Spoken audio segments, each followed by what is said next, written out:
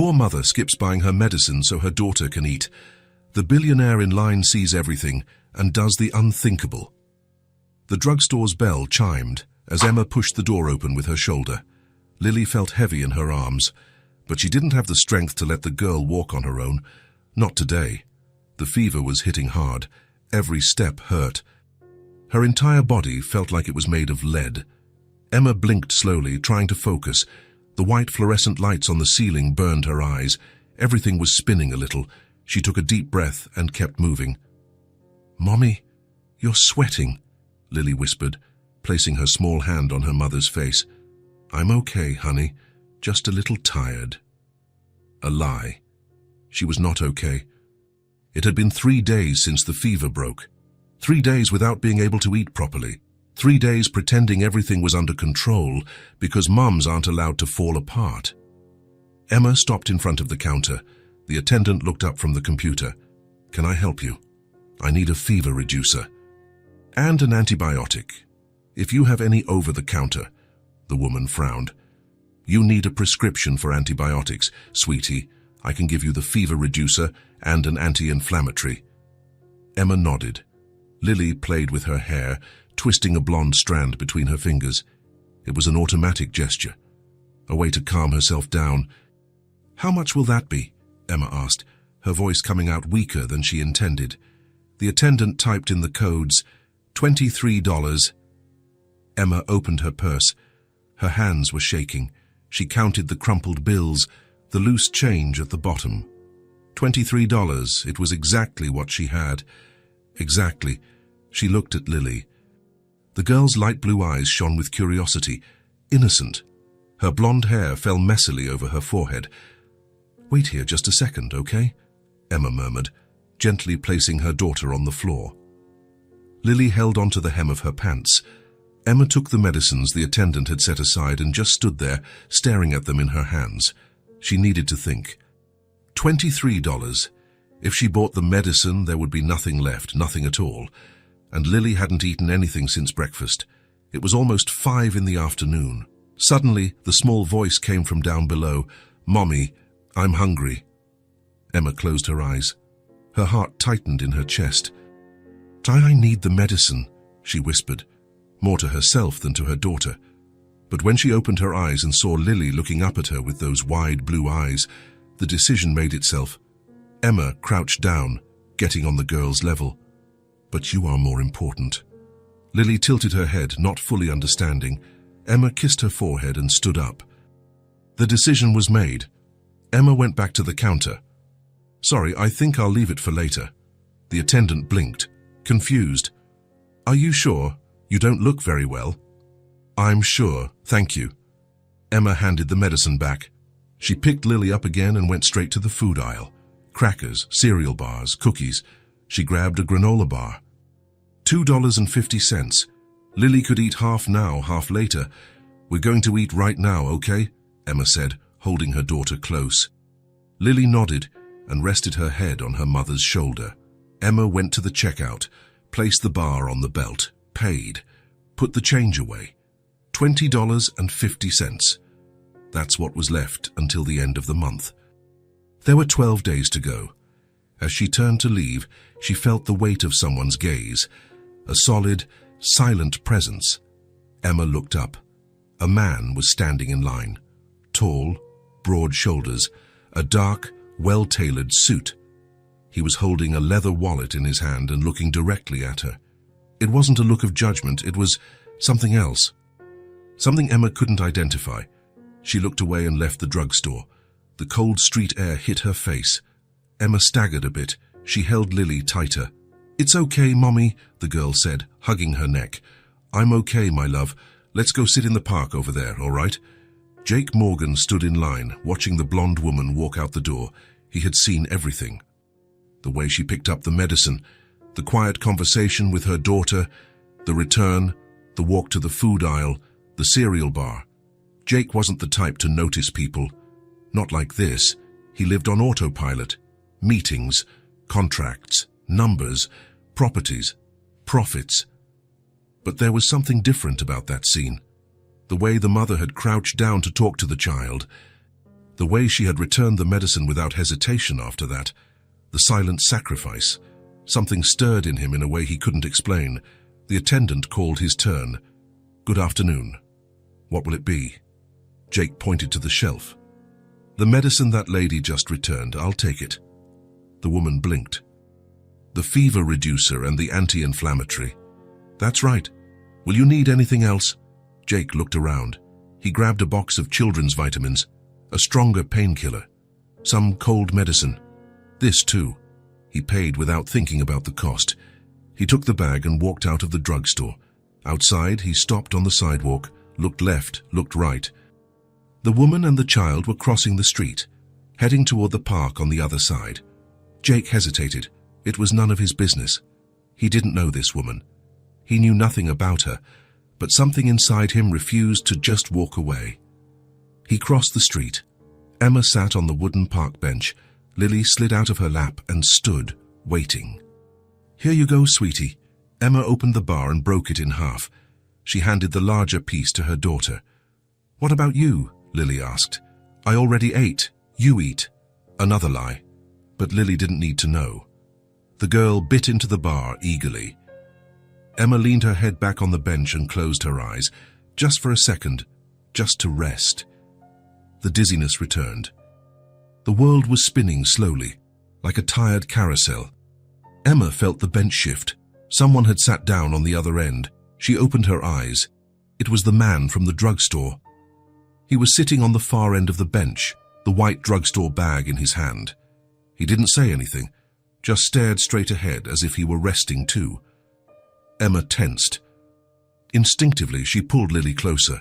The man noticed the movement. He turned his head slowly. "I'm sorry," he said. His voice was deep, but gentle. "I didn't mean to startle you." Emma didn't answer. She just watched him. He had dark eyes, tired, the kind of eyes that carry weight. She recognized it. It was the same kind of look she saw in the mirror every day. The man held up the bag. "You forgot this at the drugstore." Emma frowned. "I didn't forget anything." "Yes, you did." He held the bag out to her. Emma looked inside. The medicine. The same ones she had returned. Her heart clenched. I can't accept this." "Yes, you can. You don't know me." "No. But I saw you return the medicine and buy food for your daughter." His words were direct. No judgment, no pity, just facts. Emma felt her eyes sting. She bit her lip. "Why would you do this?" Jake took a moment to answer. He looked at Lily, who had stopped eating and was now watching them with curiosity. "Because I can," he said finally, "and because you need it." Emma took the bag. Her hands were shaking. It wasn't just the fever, it was everything. From being too tired, too alone, from trying too hard to be strong. "Thank you," she whispered. Jake nodded. Lily took a step toward him. "Are you my mommy's friend?" Jake blinked. The question caught him off guard. He looked at the girl, at her messy blonde hair, her wide blue eyes, the way she held the bar with two hands, and then something strange happened. Jake smiled. It wasn't a big smile. It wasn't dramatic. It was just a smile. Small, genuine, the first one in a long time. "I think so," he replied. Lily smiled back. "My name is Lily." "That's a flower name." "It's a beautiful name." "What's yours?" "Jake." "Jake," Lily repeated, testing the sound.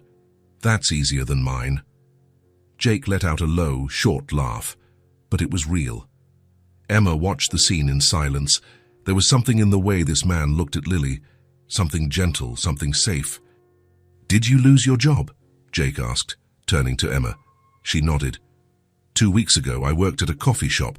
I got sick and missed 3 days in a row. When I came back, they had already hired someone else." "And the fever?" "It started right after. I think it was the stress, or exhaustion, I don't know." Jake was silent for a moment. "Have you seen a doctor?" Emma gave a humorless laugh. "With what money?" "I see." Lily finished the bar and climbed onto the bench, sitting between them. She swung her little legs. "Mommy says we're going to be okay," she said, looking at Jake. "But I think she's lying." "Lily," Emma scolded, surprised. but Jake didn't seem bothered. He looked at the girl seriously. "Why do you think that?" "Because she cries when she thinks I'm asleep." The silence fell heavy. Emma turned her face away, ashamed. She didn't want this stranger to see the tears that were already starting to form. Jake took a deep breath.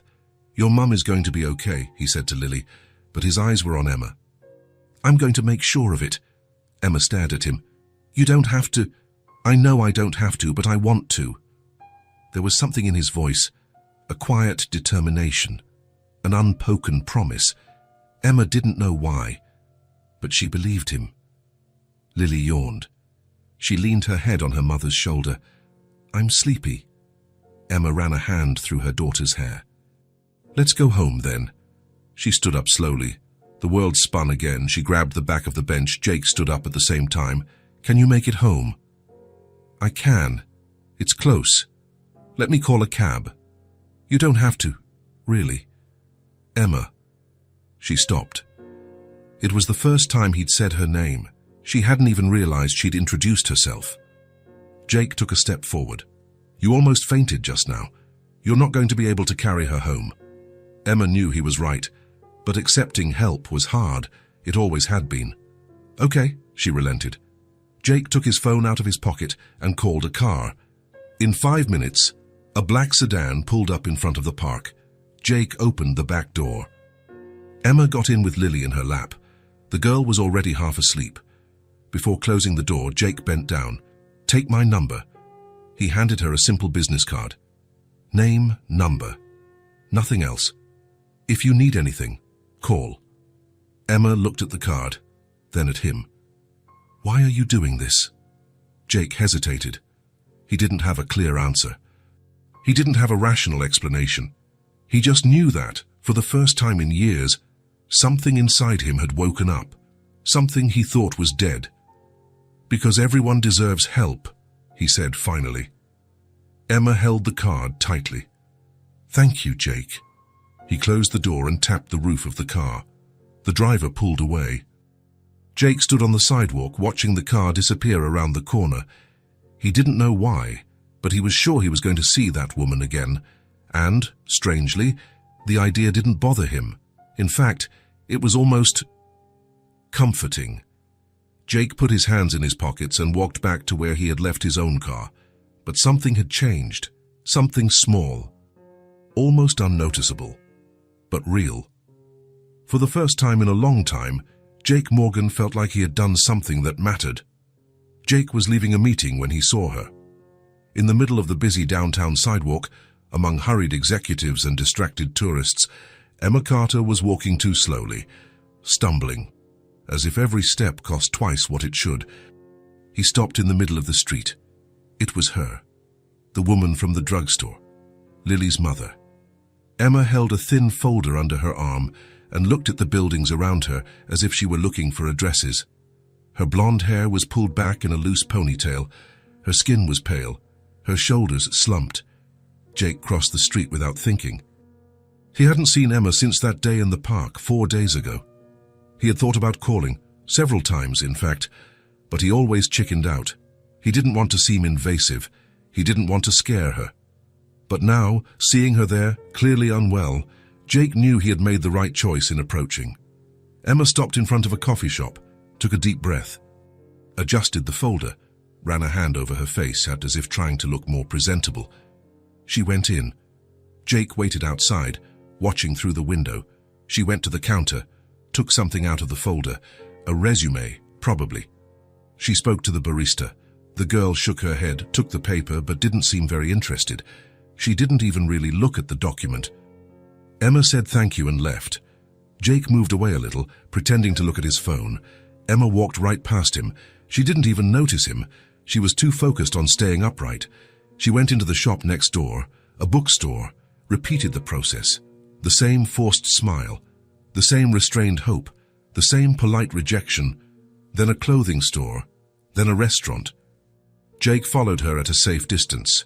With every stop, Emma got slower, paler, more fragile. He saw the way she leaned against the walls between one establishment and the next, how she took deep breaths before going into each place, how she tried to hide the tremor in her hands. When she left the fifth establishment, she stumbled on the curb. Jake moved forward instinctively, but Emma caught herself on a trash can. She stood there, breathing hard, her hand gripping the metal as if it were the only thing holding her up. People walked around her without even looking. No one stopped. No one cared. That's when he decided to approach her. Emma. She lifted her head sharply. Her blue eyes widened when she recognized him. Jake? Hi. Emma let go of the trash can and stood up straight, trying to look normal. But Jake saw the shaking in her legs, the sweat on her forehead, the way she blinked slowly, fighting the dizziness. What are you doing here? She asked, her voice coming out weaker than she intended. I work nearby. What about you? Emma lifted the folder with effort, handing out resumes. Jake looked at her, really looked. The colorless skin, the sunken eyes, the clothes that seemed too big for her body, the way she barely balanced on her own feet. You're still sick. I'm better. No, you're not. Emma opened her mouth to protest, but a wave of dizziness hit her. She closed her eyes and grabbed the wall next to her. Jake grabbed her arm immediately. You need to see a doctor. I already took the medicine you gave me, she said, still with her eyes closed. I'll be fine. Emma, you can barely stand. I just need a job. She opened her eyes and looked at him. If I can get work, I can pay for a doctor later. Jake took a deep breath, tried to stay calm. You're not going to be able to work in this condition. Yes, I will. No, you won't, and you know it. Emma pulled her arm away, stepping back from him. There was pride in that gesture, stubbornness, the refusal to accept that she needed help. I don't have a choice, said Jake. Lily needs to eat. She needs a roof over her head. I can't stop. You can, and you will. With what money? Her voice came out louder than she intended. I don't have money for a doctor. I don't have health insurance. I don't have anything. People around them started to look. Emma noticed and lowered her head, ashamed. Her cheeks turned red. Jake took a step forward. He spoke quietly but firmly. Don't worry, I want to help. Emma looked up. There were tears there now. You already helped. You bought the medicine. You paid for the cab. You've already done too much. I haven't done enough. You're still sick. But I'm not your responsibility, she said, her voice breaking.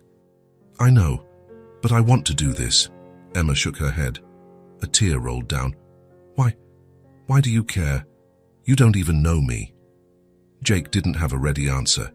He had asked himself the same question for the past few days. Why had this woman and this child affected him so much? Why couldn't he get them out of his head? Why, for the first time in years, did he feel like he needed to do something besides close deals? Maybe because, for the first time in a long time, he had seen something beyond contracts and properties. He had seen real people, a real struggle, real sacrifice. He had seen a mother choose hunger to feed her daughter, and something inside him had woken up. Because you deserve help, he said simply, and because I can give it. Emma was silent. More tears began to fall. I don't know how to thank you. You don't have to. You just have to accept. Emma bit her lip, looked at the ground, at her hands, anywhere but his eyes. Accepting help had always been hard for her. Her whole life, she had been on her own. She always had to manage, always had to be strong, always had to pretend everything was fine, even when it wasn't. But now, in this moment, with her body giving up and her soul just too tired, she couldn't anymore. Okay, she whispered. Jake nodded, feeling a relief he hadn't expected. My car is over there. I'm taking you to a clinic. What about Lily? Where is she? With my neighbor, an elderly lady who lives in the same building. She watches Lily when I go out. I can go get her. She can stay with me while you're being seen. Emma hesitated. The idea of leaving her daughter with Jake, even knowing he was a good person, still made her nervous. But she didn't have much choice. Are you sure? Absolutely. Emma looked into his eyes. There was sincerity there, something solid, trustworthy. Okay, she repeated. Jake parked in front of Emma's building 20 minutes later. It was an old building with peeling paint and cracked windows, but it was clean, tidy. There were potted plants at the entrance and the floor was swept. Emma got out of the car slowly, holding the door for balance. Jake came around and held her arm. "I can manage," she murmured. "I know, but let me help anyway." They climbed to the 3rd floor. The stairs were narrow and creaked with every step. Emma stopped twice to catch her breath. The neighbor, a woman with white hair and a kind smile, opened the door before Emma could knock. Lily was behind her, coloring a drawing on the floor. "Emma, are you all right, dear?" "I am, Mrs. Martha. Thank you for watching her." The woman looked at Jake with obvious curiosity. "Hi," he said, extending his hand. "I'm Jake, a friend of Emma's." "Mrs. Martha shook his hand, analyzing him with experienced eyes. "Uncle Jake!" Lily shouted, dropping her crayon and running to him. Jake bent down and scooped her into his arms. The girl laughed and hugged his neck tightly. He smelled kids, shampoo and crayons. Emma watched the scene, surprised. Lily was never this open with strangers. It always took her time to warm up to new people, but with Jake it was different. It was as if she knew instinctively that he was safe. "Mommy is going to the doctor," Jake explained to Lily, settling her on his hip. "Do you want to stay with me while she's there?" Lily looked at her mom, her blue eyes serious. "Are you going to get better?" "I am, my love." "I promise." "Then I'll stay with Uncle Jake," she decided, hugging him again. Emma thanked Mrs. Martha, grabbed a small backpack with some of Lily's things, and the 3 of them went back down to the car. The clinic was clean, modern, with comfortable leather sofas and magazines organized on glass tables. The air conditioning made the room pleasant. There were plants in the corners and a large aquarium on the wall. Emma had never been in a place like this. She had always gone to public health clinics with huge lines, uncomfortable chairs, and endless waits. Jake went straight to the receptionist, a young woman with dark hair. "I need a doctor for her." "It's urgent." The woman looked at Emma and her expression changed immediately, genuine concern. "Of course, please fill out this form." Jake took the clipboard and handed it to Emma. She sat on one of the sofas and filled it out with trembling hands. Lily settled in next to her, swinging her legs. "Do you have health insurance?" the receptionist asked when Emma returned the form. "No," Emma said quietly, the shame clear in her voice. "No problem," Jake intervened immediately. "I'll be paying." The woman typed something into the computer. "Dr. Harris can see her now. The nurse will be right out to get her." Emma sat next to Jake and Lily. The girl climbed into his lap naturally, as if she had always done it. "Thank you," Emma whispered, looking at Jake. "You don't need to thank me." "Yes, I do. You're doing more for me than anyone ever has." Jake didn't know what to say. He didn't think he was doing anything special, just what felt right. A nurse in blue scrubs appeared at the door. "Emma Carter." Emma stood up, holding the edge of the sofa so she wouldn't wobble. She looked at Lily. "Stay with Uncle Jake, okay? Mommy will be right back." "Okay, Mommy. Go get better," Lily said, waving. Emma smiled, but Jake saw the fear in her eyes. She was scared. Scared of the diagnosis, scared of the cost, scared of everything. He squeezed her hand for a second. "It's going to be okay." Emma nodded and followed the nurse. Jake was left alone with Lily in the waiting room. The sound of the aquarium was relaxing. A TV was playing a news channel on mute. The girl looked at him with those big, curious blue eyes. "You're nice," she said. Jake laughed quietly. "Ah, thank you. Mommy likes you." "She does." "Uh-huh. She said you're an angel." Lily tilted her head. "But you don't have wings." Jake let out a genuine laugh. It was the second time he had laughed since meeting these two, and each time it felt easier. "Real angels don't have wings," he said. "Oh, that's just in movies." "Really?" "Really?" Lily seemed to process this information. "So you're a real angel?" Jake smiled. "I don't think so, but thank you for thinking that." They sat in silence for a moment. Lily fiddled with the buttons on his shirt, distracted. Jake looked at her messy blonde hair, her rosy cheeks, the carefree way she swung her legs. Then, suddenly, she said something that caught him completely off guard. Mommy says she's not hungry, but I know she's lying. Jake froze. He looked at the girl. Why do you think that? Lily looked up. There was a sadness there that no 5-year-old should have. Because she gives me all the food, always. She says she already ate, but I know she didn't. I saw her saving her food for me. The words hit Jake like a punch to the gut. Emma was starving herself to feed her daughter. Lily continued, her voice small and serious. I pretend to believe her, because if I don't eat, she gets sad. But I know, Uncle Jake, I know she's hungry too. She paused. Sometimes I hear her tummy rumble at night. Jake felt his eyes burn. He blinked quickly, trying to control himself. He wasn't going to cry there, not in front of the girl, but it was hard, because this 5-year-old child was carrying a weight that no child should carry. She knew too much, saw too much, understood too much. He held her small hand, warm in his. She's going to be taken care of now, he said, his voice rough with emotion. I promise. Lily looked at him with hope shining in her eyes. Really promise? I promise. And you're not going to leave. You're not going to leave us alone again.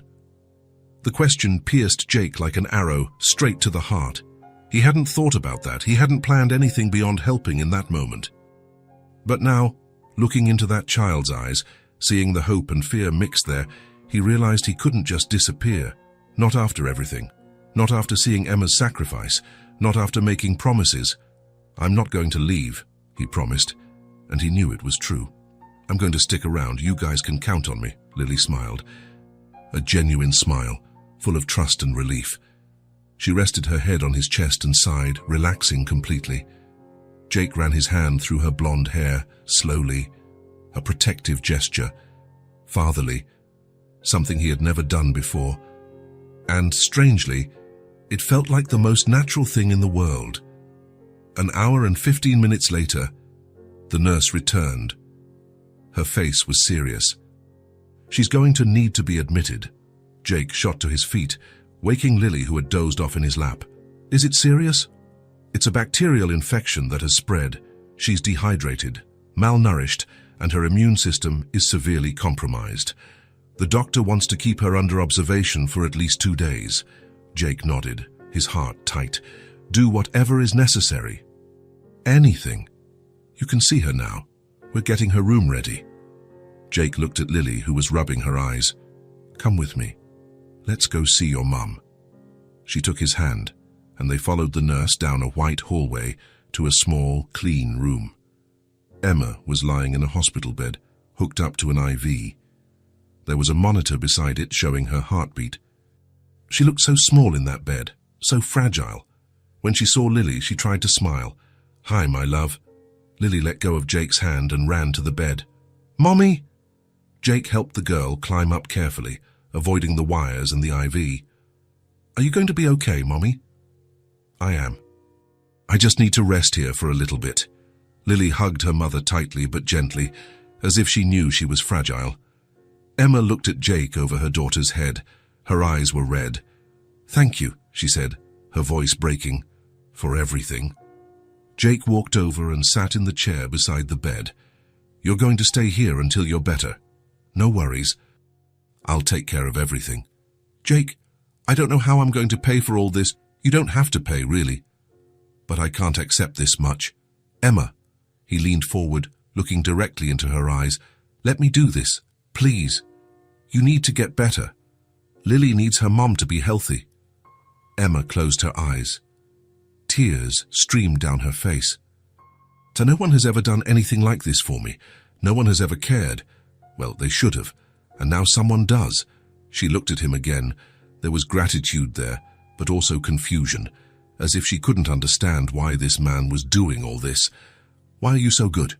Jake didn't know how to answer. He didn't think he was especially good. He was just doing what felt right. Rest, he said gently. I'll stay with Lily. Don't worry about anything. Emma nodded. Exhaustion finally won. The medicine they had given her was also taking effect. She closed her eyes and fell asleep almost instantly, her hand still holding Lily's. Jake stayed there, watching. Lily rested her head on her mum's shoulder, but she was looking at him. "She's going to get better, right, Uncle Jake?" "She will, I promised. Remember?" Lily smiled, sleepy. "I like you." Jake felt his chest warm. Something melted inside him. "I like you too, Lily." And it was true. For the first time in a long time, Jake Morgan felt like he belonged to something. Something small, something fragile, but something deeply real, and he would do anything to protect it. Anything. Jake was sitting in the waiting room when Dr. Harris appeared. The doctor was a middle-aged man, graying hair, his expression serious but kind. "Are you responsible for the patient, Emma Carter?" Jake stood up immediately. "I am." "How is she?" The doctor glanced at Lily, who was asleep on the sofa next to him, hugging a teddy bear Jake had bought from the clinic's gift shop. "Can we talk over there?" He pointed to a more private corner. Jake nodded and followed him, but kept Lily in his line of sight.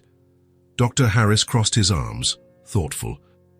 "Emma's situation is more serious than we initially thought." Jake's stomach tightened. "What does she have?"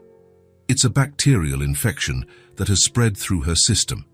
It started as something simple, probably a bad cold, but it escalated because her body wasn't in any condition to fight it." Condition. Severe malnutrition. The doctor paused. "She's about 20 pounds underweight. Her blood work shows deficiencies in several essential vitamins. Her immune system is completely compromised." Jake closed his eyes for a second. "She wasn't eating." "From what we've seen, no, not enough, at least. And when you combine that with extreme physical exhaustion, chronic stress, lack of adequate sleep, the body just can't take it." "Is she going to be okay?" "She will, but it will take time. We're treating the infection with strong antibiotics. She's receiving intravenous nutrition. Her body needs to recover." "How long?" "At least a week in the hospital. After that, she'll need follow-up, proper nutrition, rest. No physical exertion for at least a month." Jake processed the information. "Do whatever is necessary. Any treatment, any test. Don't spare any expense." The doctor studied him for a moment. "May I ask your relationship to her? Are you family?" Jake hesitated. Technically, he wasn't. But something inside him refused to say that. "I'm a friend, someone who cares." "Doctor." Harris nodded, seeming satisfied with the answer. "She's lucky to have you. A lot of people in her situation have no one." Jake looked at Lily sleeping on the sofa. "And her daughter. Can she stay with me while her mother is admitted?" "Of course. In fact, that's better. Emma needs to rest without worrying." "Thank you, doctor. I'll keep you informed of any changes. For now, she's stable and sleeping. The next few days are crucial." Jake shook the doctor's hand and went back to the sofa. He sat next to Lily and leaned his head against the wall. A week, maybe more. He took out his phone and cancelled all his meetings for the week. He sent an email to his assistant, saying he was dealing with a family emergency. Family emergency. The words felt right, even if they weren't technically true. Lily woke up an hour later, rubbing her eyes. "Where's Mommy?" "She's still resting. The doctor said she needs to sleep a lot to get better." "Can I see her?" "Later, okay? Right now, let's let her rest." Lily nodded, but Jake saw the worry in her eyes. "Are you hungry?" The girl thought for a second and shook her head. "No." Jake didn't believe her. Lily had the same habit as her mother of denying her needs. "How about we go get something to eat? I'm starving." Lily looked at him. "You are?" "I am, and it would be nice to have some company. Will you keep me company?" The girl smiled. "Okay." Jake took Lily to a family restaurant 2 blocks from the clinic. It was a simple place with colorful tables and a kids' menu. Lily looked at the menu with wide eyes. "They have pancakes." "You like pancakes?" "I love them, but I haven't had them in a long time." Jake felt a pang in his chest. "Then let's order pancakes and juice. And whatever else you want." Lily ordered pancakes with chocolate and strawberries. Jake ordered a sandwich but barely touched his food. He was too busy watching the girl eat with gusto. "Is it good?" he asked. "It's so good," Lily said with her mouth full, chocolate showing on her teeth. Jake laughed. He took a napkin and wiped her face. "You look like Mommy when you laugh," Lily said suddenly. "I do. Uh-huh. Mommy doesn't laugh much, but when she does, it's pretty. Just like you." Jake didn't know what to say. No one had ever told him he looked nice when he laughed. In fact, no one ever commented on him laughing because he just didn't. Not before he met these two. "Thank you," he said finally. Lily kept eating. After a while, she asked, "Uncle Jake, do you have a family?" The question caught him off guard. "I have a father and a mommy. My mother died when I was little, like my grandma. She died before I was born." Jake nodded. He knew little about Emma's history, but he knew she had grown up with just her mom. "Do you miss your mommy?" Lily asked. "I do, every day. I would miss mine too, that's why I'm glad you're helping her." Jake felt his chest tighten again. This girl had a way of saying simple things that cut deep. "I'm glad I can help too." Lily finished her pancakes and drank her juice to the last drop. Then she leaned back in her chair, satisfied. "Now I'm full." "Good. Want dessert?" Her eyes lit up. "Can I?" "Of course." Lily ordered vanilla ice cream with caramel sauce. Jake ordered coffee. While they waited, Lily swung her legs under the table. "Uncle Jake?" "What do you do?" Jake blinked. "What do you mean?" "For work, what do you do?" "Oh, I build really tall buildings." Lily's eyes went wide. "Like skyscrapers?" "Exactly." "Wow, you must be really strong to carry all those bricks." Jake let out a genuine laugh. "I don't carry the bricks. I do the planning. I design the buildings, decide how they'll be built, where they'll go." "Oh, you draw?" "Sort of. I use a computer to make the designs." Lily thought for a moment. "Can you build a house for me and Mommy?" The question was so simple, so innocent, but it hit Jake like lightning. He looked at the girl, at her messy blonde hair, her hopeful blue eyes, the way she looked at him, believing he could do anything. "I think I can do something even better," he said, his voice thick. "Go better than a house?" "Much better," Lily smiled, even without fully understanding what he meant. But Jake understood. In that moment, a decision formed in his mind. He didn't know exactly how yet, but he knew he was going to do something that would change their lives forever. They went back to the clinic after lunch. Jake asked if they could see Emma, and the nurse allowed it, but warned them she was still sleeping.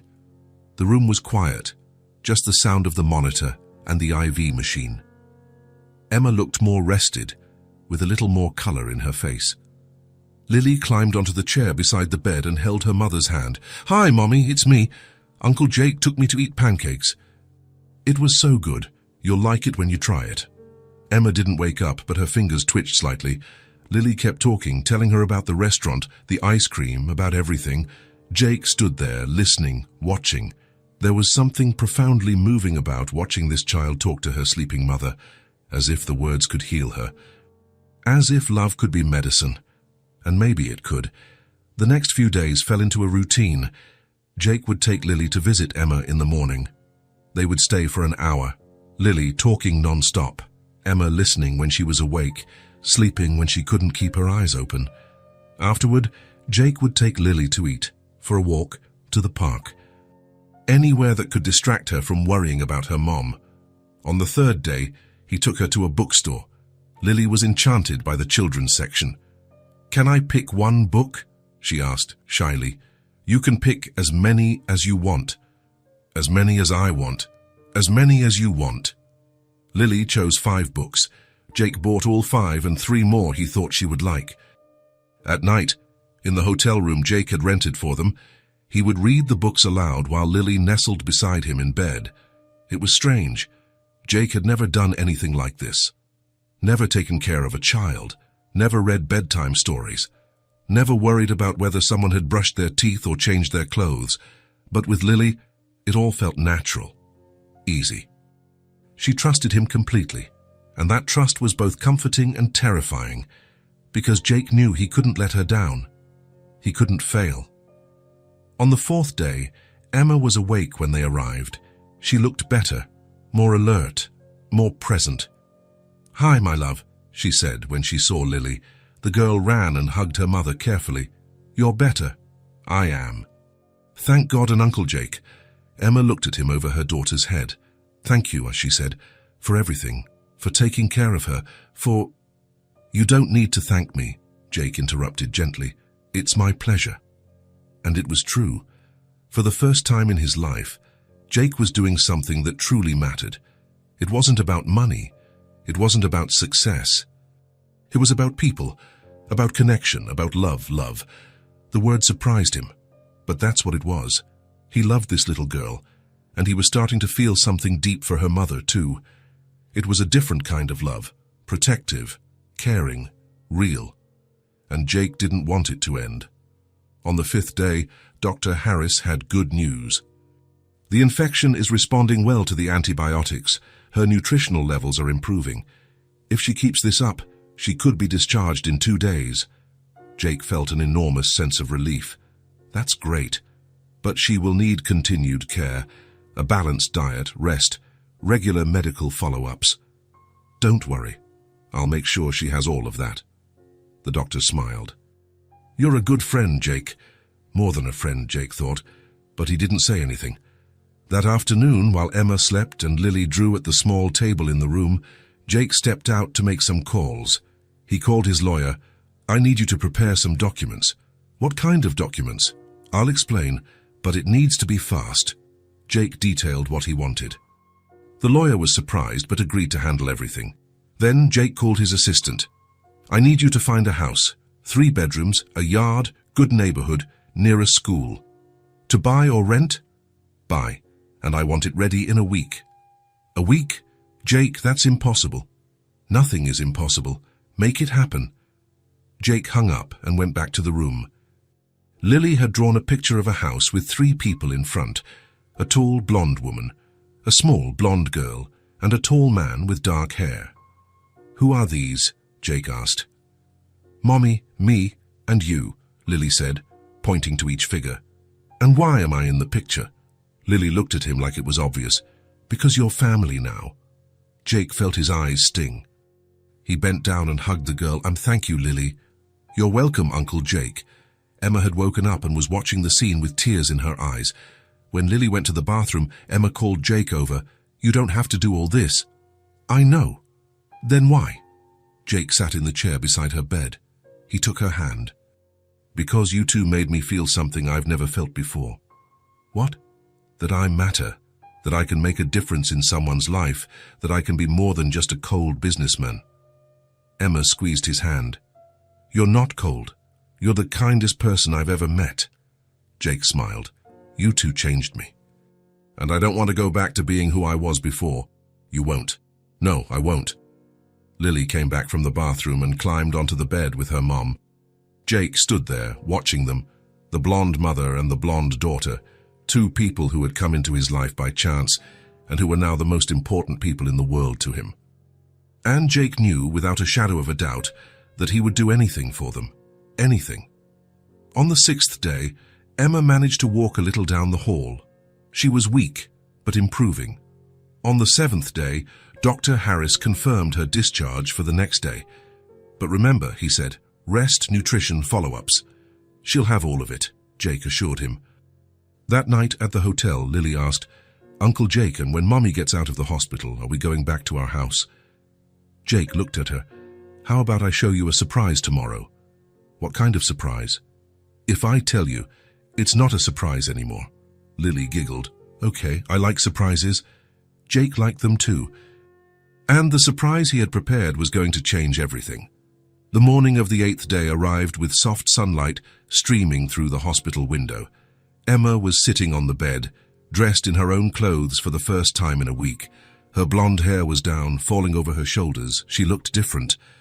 Still pale, still thin, but there was life in her eyes again. Jake arrived with Lily bouncing beside him. Mommy! The girl shouted, running to the bed. Hi, my love. Emma hugged her daughter tightly. You've grown in these last few days, Lily laughed. No, I didn't, Mommy. You're the one who got smaller. Emma let out a genuine laugh. Jake felt his chest warm at the sound. How are you feeling? He asked. Much better. Still tired, but much better. Has the doctor been by? He has. He said I can go home today.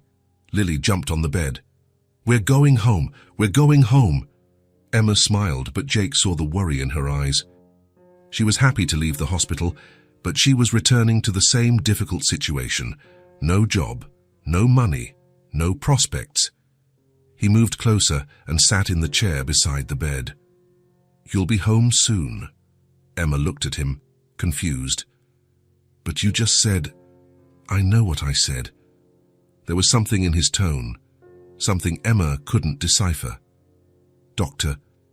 Harris entered the room with a chart in his hand. Good morning, ready to go home? More than ready, Emma said. Excellent. I'm just going to go over the final instructions. He opened the chart. You'll continue the antibiotics for another 10 days. I have the prescription here. I'm also prescribing vitamins and nutritional supplements. Jake took the prescriptions from the doctor's hand. I'll take care of this. You'll need to eat well, Dr. Harris continued, looking at Emma. 5 to 6 small meals a day. Nothing heavy at first, but nutritious. Protein, vegetables, fruits. Emma nodded, but Jake saw the tension in her jaw. She knew she couldn't afford to follow those instructions. And rest, the doctor emphasized. At least 2 weeks off work. No physical exertion. Understood, Emma said quietly. I'll schedule a follow-up for 15 days from now. Anything before that, any fever, any pain, you come back immediately. You got it, Jake said. I'll make sure she follows everything perfectly. Dr. Harris smiled. I'm sure you will. He looked at Emma. You're lucky to have a friend like this. Emma looked at Jake. Her eyes welled up. I know. The doctor shook both their hands and left.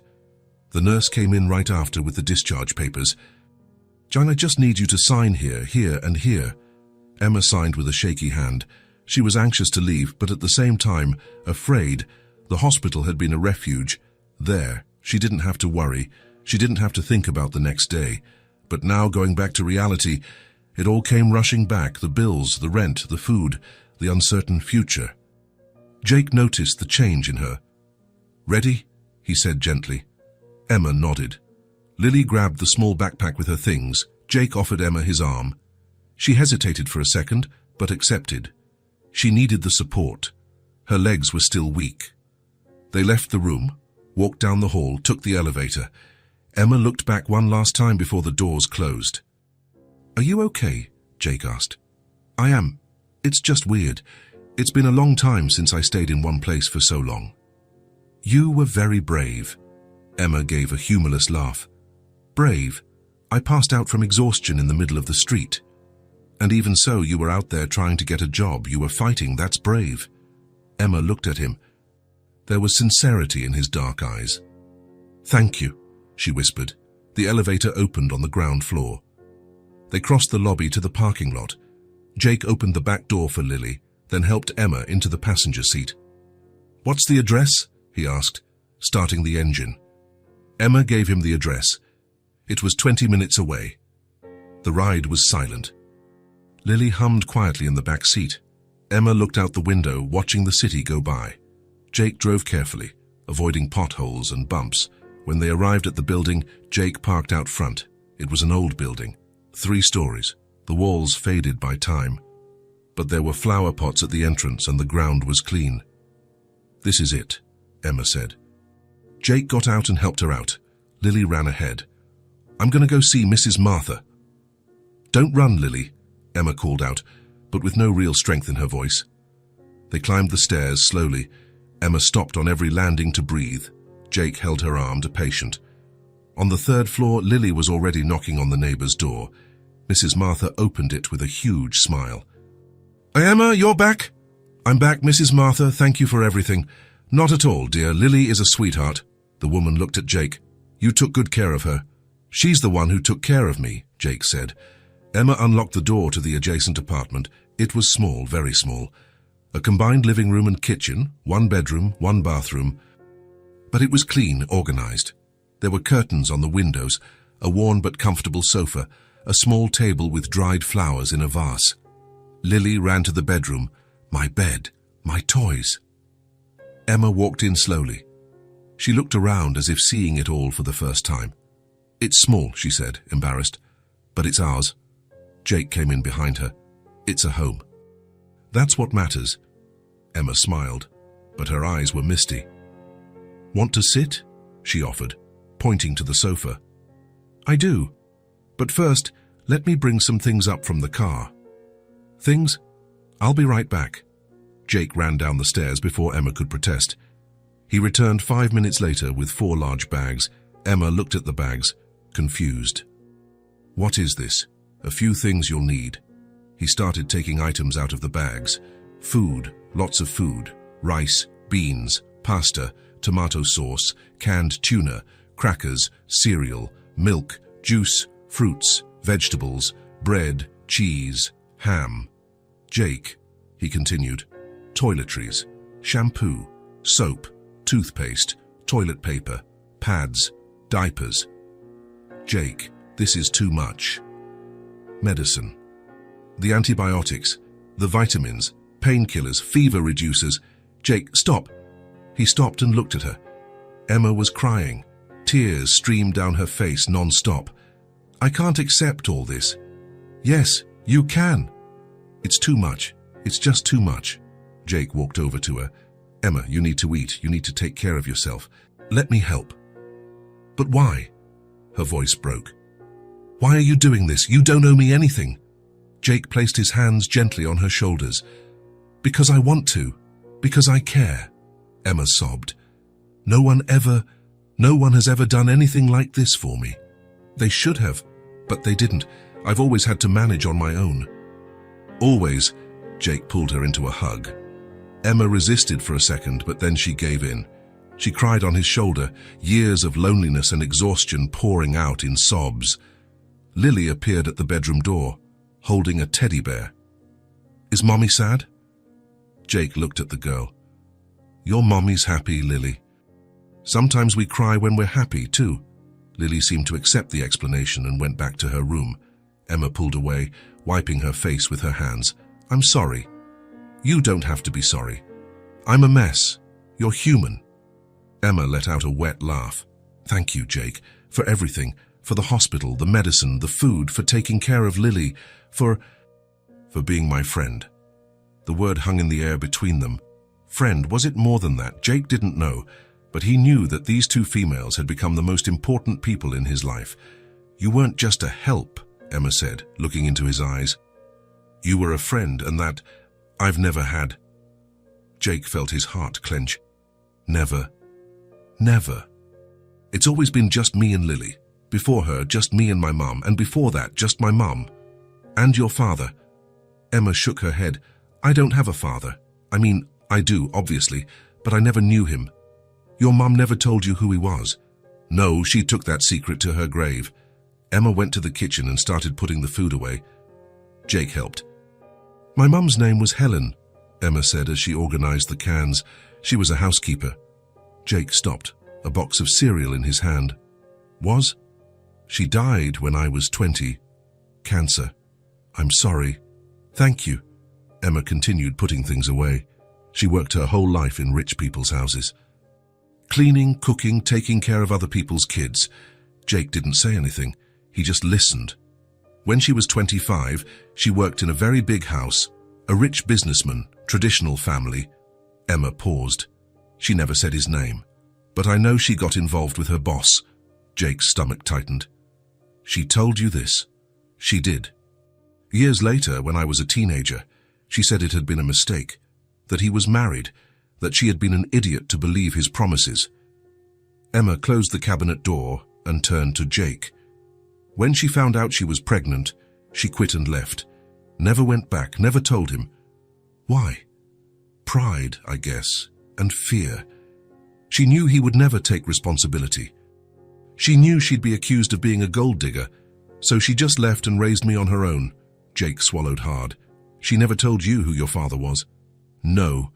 She said it was better this way, that he didn't deserve to know me." Emma gave a sad laugh. "But I know he was rich. My mom let some details slip over the years. The house was huge. They had a drivers, a gardeners, a cook, the kind of place regular people can't even imagine."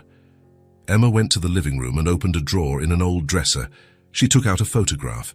"This is my mom." She handed the photo to Jake. It was an old photo, yellowed with time. A beautiful blonde woman, maybe in her early 20s, wearing a maid's uniform.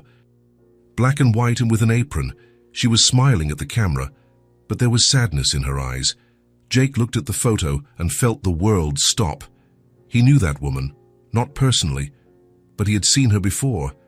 Years ago, when he was a child, Helen, the housekeeper who worked at his house when he was 10, 11 years old, the kind woman who always left warm cookies for him after school, the one who smiled even when his father yelled, the one who had suddenly disappeared without warning, without a goodbye. Jake felt the blood run cold in his veins. Emma was Helen's daughter. Helen who worked at the Morgan house. Helen who had gotten involved with her boss, with Richard Morgan. With Jake's father, which meant, no, it couldn't be. Jake looked at Emma, at her blonde hair, her blue eyes, the shape of her face. He had never noticed it before, but now that he knew, he saw it. There was something familiar about her, something he hadn't been able to identify. She looked like his father, the same blue eyes, the same jawline. Emma was Richard's daughter, Jake's half-sister. The room started to spin. "Jake, are you okay?" He blinked, coming back to reality. "I am sorry, it's just..." The photo reminded me of someone. Emma took the photo back. She was beautiful, wasn't she? She was. I wish I were as strong as her. Raising Lily on my own, without depending on anyone, just like she raised me. You are strong, very strong. Emma put the photo back in the drawer. Sometimes I don't feel strong. Sometimes I just feel too tired. Jake wanted to tell her the truth. He wanted to tell her what he had just discovered, but the words wouldn't come out. How was he going to say it? How was he going to tell her that the rich father who abandoned her was the same cold, cruel man Jake called Dad? How was he going to tell her they were siblings? He needed time. He needed to think. He needed to be sure. "You should rest," he said, changing the subject. "You've had a long day." Emma nodded. "You're right. I'm exhausted. I'll get going then." "But anything at all, you call me." "Okay." Jake went to the door, stopped, turned around. "Emma? Yes? I'm glad I met you. And Lily." Emma smiled. "Me too. You changed our lives, Jake. I'll never forget it." Jake nodded and left. He went down the stairs in a daze, got in his car, sat there, hands on the wheel, without starting the engine. Emma was his sister. Lily was his niece. And his father, the man Jake despised so much, had abandoned them both without ever looking back. Jake rested his head on the steering wheel. What was he going to do now? Jake spent 3 whole days without showing up. Emma called twice, but he said he was dealing with work things. His voice sounded strange, distant. Lily asked every day, "Where's Uncle Jake?" "He's busy, honey, but he promised he wouldn't leave. And he hasn't. He's just busy." But Emma was worried too. Ever since that day she showed him her mother's photo, Jake had been different. She had seen something change on his face. On the 4th day, Jake showed up at the door. It was mid-afternoon. Lily was coloring at the little table in the living room. The doorbell rang. "Oh, I'll get it," Lily yelled, running. "Lily, wait." But the girl had already opened the door. "Uncle Jake." Emma came out of the kitchen, drying her hands. Jake was standing there, hands in his pockets, his face serious. "Hi," he said. "Hi, come in." Jake came in. Lily grabbed his hand. "You disappeared." "Sorry, I had to take care of some things. But you're not going to disappear again, right?" "No, I'm not going to disappear." Emma closed the door. "Want some coffee?" "No, thank you. I need to talk to you." Emma's stomach tightened. "Okay, of course." Jake looked at Lily. "Lily, can you go color in your room for a little bit? Your mom and I need to talk about grown-up stuff. Boring stuff. Sort of." Lily gathered her crayons and went to her room. Emma sat on the sofa. Jake sat in the chair across from her. The silence was heavy. "You're scaring me," Emma said. Jake took a deep breath. "Remember the photo you showed me? Of your mom?" "I remember." "Emma, your mom. She worked at the house I grew up in." Emma blinked. "What do you mean?" "I recognized her. Helen, she worked at my house when I was a kid. Emma's heart hammered. Are you sure? Positive. I remember her. She was kind to me. Emma felt the world tilt. This can't be a coincidence. It's not. Jake leaned forward, and the man she got involved with was my father. The silence that fell was deafening. Emma stared at him, tried to process. Your father. Richard Morgan. Emma got off the sofa, took a few steps. So, then we might be related, Jake said. Emma's legs buckled. She grabbed the back of the sofa. No, it can't be. It can, Emma. But tears started to fall. Are you saying your father is my father too? I'm not certain, but all signs point to it. Emma shook her head. That's why he never looked for me. That's why my mom never told. My father is cold, selfish. If he had known your mother was pregnant, he probably wouldn't have cared. Emma let out a humorless laugh. Of course not. Why would he care about a pregnant housekeeper? Emma. I'm the daughter of a man who doesn't even know I exist. Her voice rose. And you're my brother? Probably. Emma covered her face with her hands. Jake crossed the room and stood near her. I know this is hard. Hard, Jake. You helped me. You took care of me and Lily. You were the first person who actually cared, and now you're telling me we might be related. I know, I'm trying to process it too. How long have you known? Jake hesitated. Since the day you showed me the photo. 3 days. You've known for 3 days and you didn't tell me. I needed to be sure. I needed to think about how to say it. You just say it. It's not that simple. The two stood there, face to face, breathing heavily. I'm sorry, Jake said, quieter. I didn't want to hide it. I just needed to process. Emma sat back down on the sofa. My whole life, I wondered who my father was. I made up 1,000 different versions in my head. She looked at Jake. I never imagined I'd find out like this. Jake sat next to her. I'm so sorry. It's not your fault. I know. But still. Emma wiped her tears. Your father. Is he a bad person? He's controlling. Cold. He only cares about money and power. My mother died when I was young and he was never present. And now he might be my father too. He might. So we might be siblings. Yes, Emma looked at him. And there's only one way to know for sure, Jake said. A DNA test. Exactly. Emma nodded slowly. Do you want to do it? I think we need to know the truth. And your father. Will he take the test too? I'll make him. How? I don't know yet, but I'll find a way. Emma was silent. If it's true, if we really are siblings, everything changes, doesn't it? Some things change, others don't. What doesn't change? Jake looked into her eyes. The fact that I care about you and Lily. The fact that I want to help. The fact that you two are important to me. Emma felt the tears welling up again. I care about you too. You saved our lives. And if we are siblings, it means I have even more reason to take care of you. It means we're family. Family. The word echoed in Emma's head. She never had family besides her mom and then Lily. She never had siblings, cousins, grandparents. And now maybe she had a brother.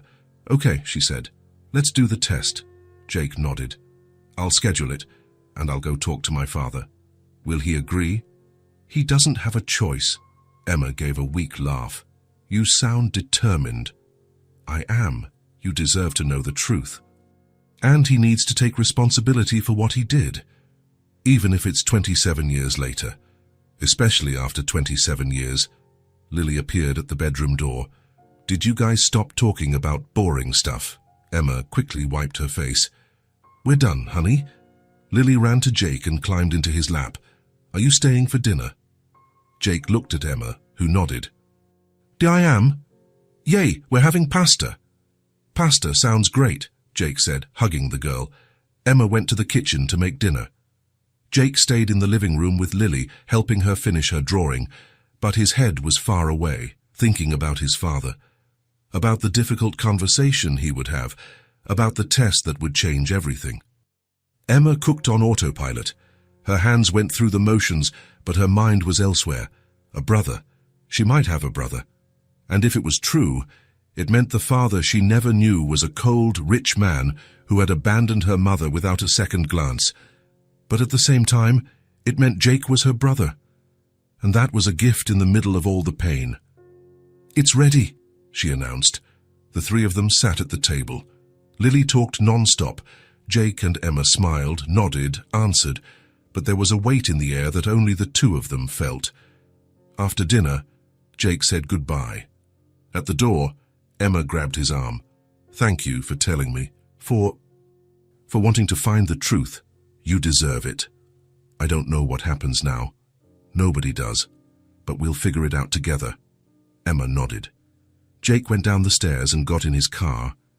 Now came the hard part, confronting his father. Jake scheduled the meeting for a Tuesday afternoon. Emma had been nervous since the morning. She changed her outfit 3 times. Fixed her hair, messed it up, fixed it again. "You look nice," Jake said when he arrived to pick her up. "I'm shaking." "I know, but I'll be right beside you." Emma took a deep breath. "What if he's horrible?" "He's going to be horrible, but we have to do this." Lily stayed with Mrs. Martha. Emma kissed her daughter about 10 times before leaving. "Come back soon, Mommy." "I will, honey, I promise." In the car, Emma was quiet. She looked out the window, her hands clutching her purse in her lap. "Does he live far?" she asked. "About 40 minutes from here." "What's the house like?" "Big, cold, just like him." Emma looked at Jake. "You don't like your father?"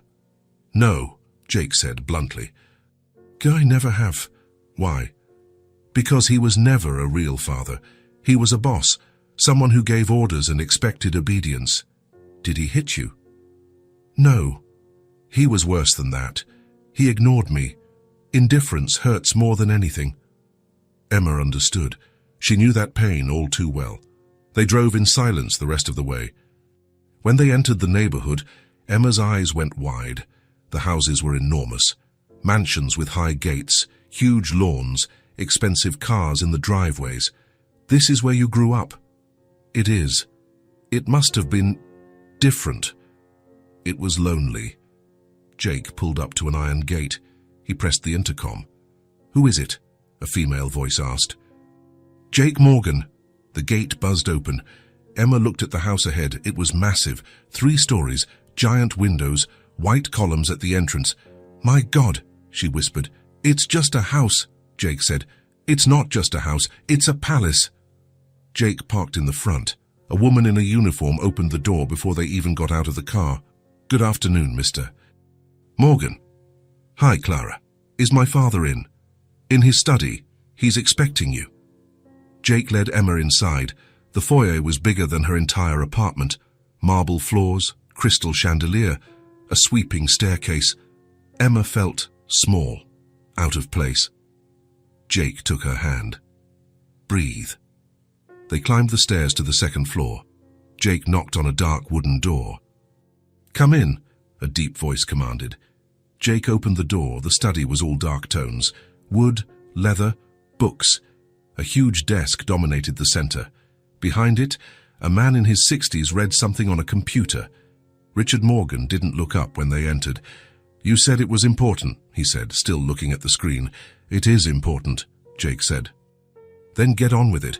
I have a meeting in half an hour." Jake looked at Emma. She was pale but steady. "Dad, this is Emma Carter." Richard finally looked up. He was tall, you could tell even while he was sitting, perfectly combed grey hair, an expensive suit, cold, curious blue eyes, the same eyes as Emma. He looked at her with no expression. "And," Emma took a step forward, "Mr. Morgan, my mother worked for you 28 years ago. A lot of people have worked for me. I don't remember all of them." Emma opened her purse with trembling hands. She took out the photo. Her name was Helen Carter. She placed the photo on the desk. Richard glanced at the photo. Something flickered across his face. Recognition, but it was fast. "So, she's my mother." Emma took a deep breath.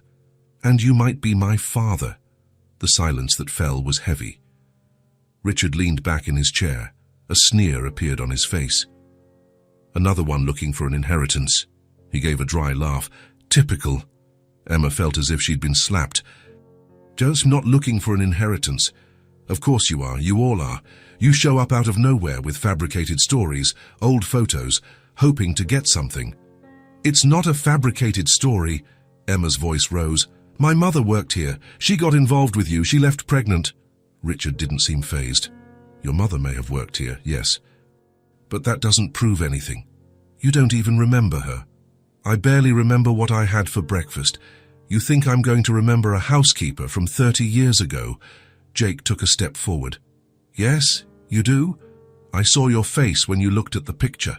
Richard looked at his son. Stay out of this. I'm already in it. Emma is important to me. Important? Richard raised an eyebrow. How long have you known this girl? 2 weeks. And you're already playing her savior. It doesn't matter how long. What matters is that she could be my sister, your daughter. Richard let out a cold laugh. Jake, you've always been naive. Anyone can show up with an old photo and a sob story. Emma felt the tears burning, but she wouldn't let them fall. I don't want your money. I just want to know the truth. The truth. Richard stood up. The truth is, you're just another opportunist trying to cash in on the Morgan name. I'm not. My mother never even said your name.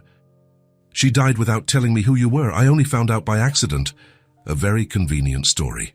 Jake slammed his hand on the desk. Enough. Richard glared at him. Don't raise your voice to me. Then stop being an ass. The two men stared each other down. The tension was palpable. Jake took a deep breath. We'll do a test. Settle this once and for all. Richard crossed his arms. A DNA test. Exactly. And why would I do that? Because if she's not your daughter, you'll be rid of her forever. And if she is, you'll have to own up to it. Richard thought for a moment. And if I refuse, I'll make this public. I'll tell the papers you might have a daughter you've never met. We'll see how your shareholders like that. It was a bluff. Jake knew it, but it worked. Richard's eyes narrowed. You wouldn't try me. Father and son faced off, two stubborn men in a silent war. Finally, Richard sighed. Fine, we'll do the damn test. Emma let out the breath she'd been holding. Thank you. Don't thank me. I'm doing this to prove you wrong. And when I do, I want you out of my life and out of my son's life. If I'm wrong, I'll disappear, I promise. Richard picked up the phone. Clara, call Dr. Patterson. Tell him I need a DNA test. Urgent. He hung up and looked at Emma with disdain. The doctor will be here tomorrow to collect the samples. The results will be back in a week. A week, Emma repeated. A week to end this charade. Jake took Emma's arm. Let's go. They left the study, walked down the stairs, left the house. Only when they were in the car did Emma fall apart. She cried, sobbed, let it all out. Jake held her hand. I told you he was horrible. You did, but it still hurts. I know. Emma wiped her face. He doesn't even care. Not one bit. He doesn't care about anyone. Not even me. How did you live with a man like that? By surviving. That's all. Emma looked at the mansion behind them. If he is my father, I don't want anything from him. Nothing. You won't need it. You have me. Emma looked at Jake. Thank you. For being here. For fighting for me.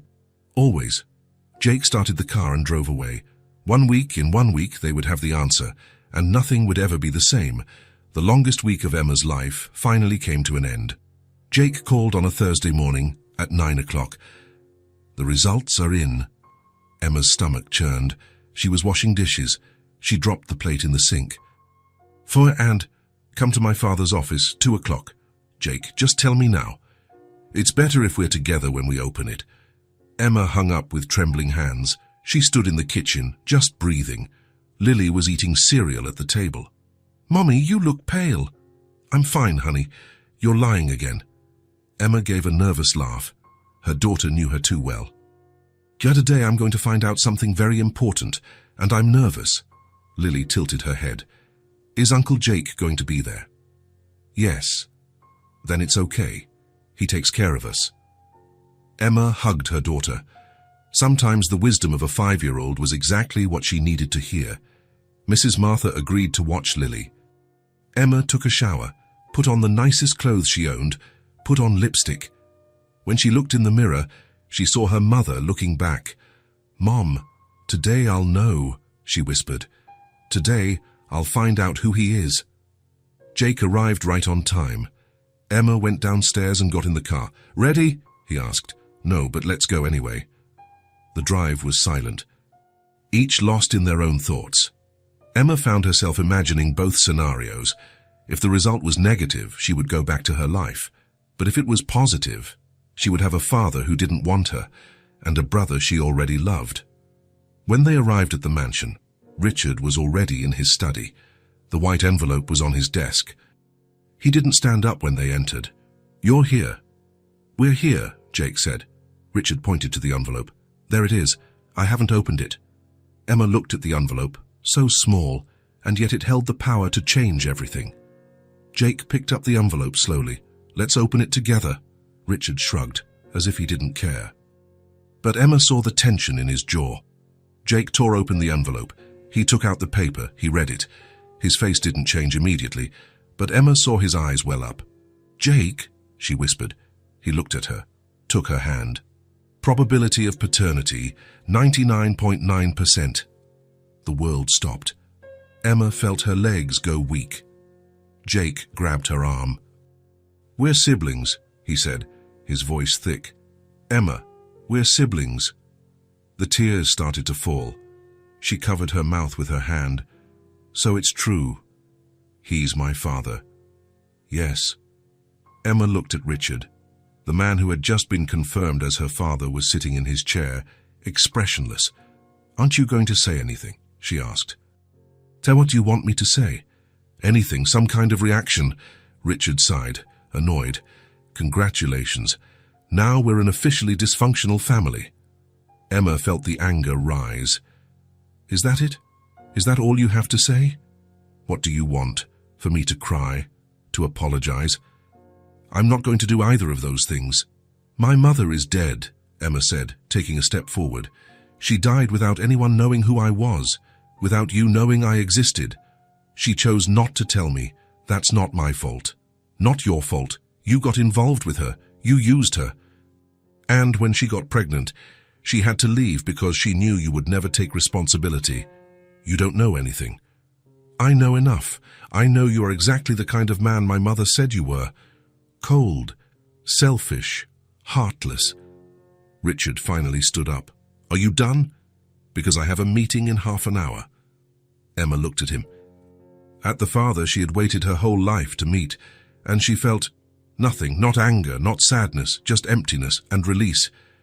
"You can relax," she said, her voice firm. "I don't want your name. I don't want your money. I don't want anything from you." "Good, because you're not getting it." "I just wanted the truth, and now I have it." Emma turned to leave. Jake grabbed his father's arm.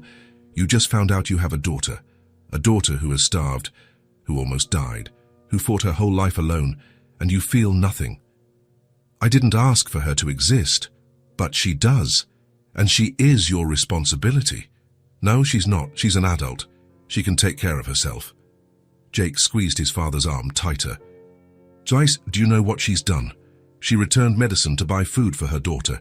She starved so Lily could eat. And you're sitting here in your mansion saying she can take care of herself. And what do you want me to do?" Jake let go of his father's arm in disgust. "I don't want anything from you. I just wished you had an ounce of humanity." "But you don't. Is your crisis of conscience over?" Jake looked at his father. "I feel sorry for you, because you have an amazing daughter, and you can't even see it. You have a beautiful, smart granddaughter, and you'll never know her, because you choose to be alone. I'm not alone. I have everything I need. You have nothing. You have money. But you have nothing that actually matters." Jake walked out of the study. Emma was in the hallway, wiping her tears. Jake hugged her, tight. "Now you have a brother," he said, "and Lily has a real uncle." Emma sobbed into his shoulder. "Why doesn't he care?" "Because he doesn't know how. He never has. You're his son and you care. Because I learned there's something more important than money. I learned it from you and Lily. Emma pulled back, wiping her face. What do we do now? Jake smiled. Now we move forward, together, as a real family. 5 days later, Jake showed up at Emma's apartment early in the morning. Let's go for a ride. Where? Surprise! Lily jumped with excitement. I like surprises. Emma grabbed her purse and they left. Jake drove to a neighborhood Emma didn't recognize. It was residential. Nice. Houses with yards, trees on the sidewalks, kids playing. Jake pulled up in front of a 2-story house, white walls, big windows. A front yard with colorful flowers. This is it, he said. This is what? Emma asked, confused. Jake got out of the car. He walked up to the door and took a key from his pocket. Jake, what are you doing? He opened the door. Come on in. Emma walked in slowly. The living room was beautiful. Light wood floors, a comfortable sofa. Windows with white curtains letting the sun in. Lily ran inside. Mommy, it has stairs. Emma looked around. The kitchen was spacious. It had a dining table, a pantry. Jake, whose house is this? He didn't answer. He just smiled. Lily ran up the stairs. Emma followed her. On the second floor, there were 3 bedrooms, 1 large, 2 smaller. Lily opened the door to one of the smaller rooms and shouted, Uncle Jake, it has a bed, and a closet, and a big window. Emma went into the room. The walls were a soft yellow. There was a twin bed with a floral comforter, a white dresser, a desk. It was perfect for a child.